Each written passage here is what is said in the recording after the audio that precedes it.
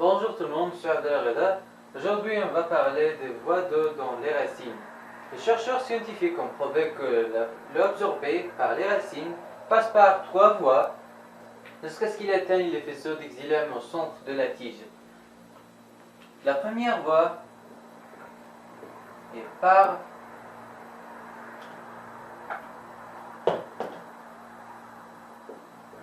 les sèves cellulaires,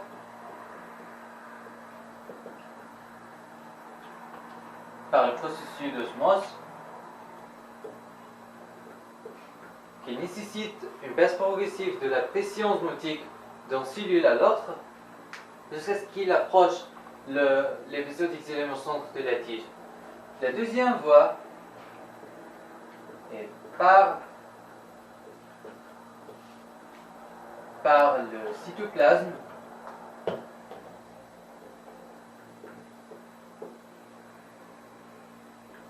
où l'eau qui se transporte d'une cellule à l'autre par les plasmodesmes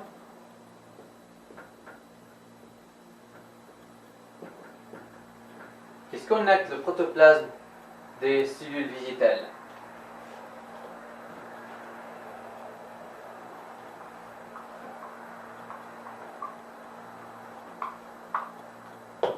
La troisième voie est par les murs et l'espace intracellulaire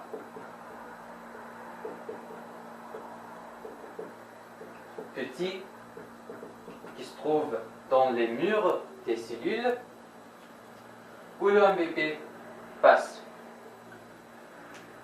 Finalement, on doit savoir deux choses. Première, l'extérieur des cellules végétales est couvert par une couche qui s'appelle l'endoderme,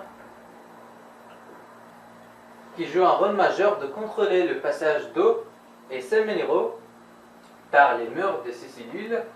Et le deuxième est les parties d'endoderme ou les parties des cellules végétales de la racine est couvrée par une autre couche qui se forme de subrine.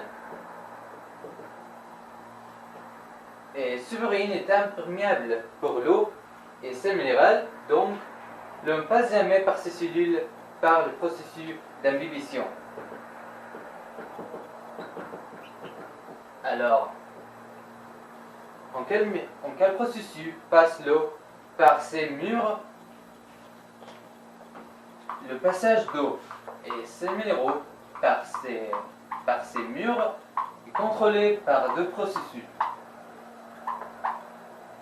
Il passe par l'osmose et le transport actif.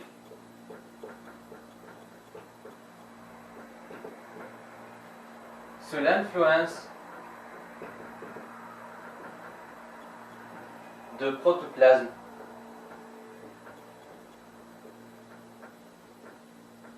de ces cellules. Et c'est ça pour aujourd'hui. La prochaine fois, on va parler d'absorption de sels minéraux. Et jusqu'à là, je vous remercie pour aider. À bientôt.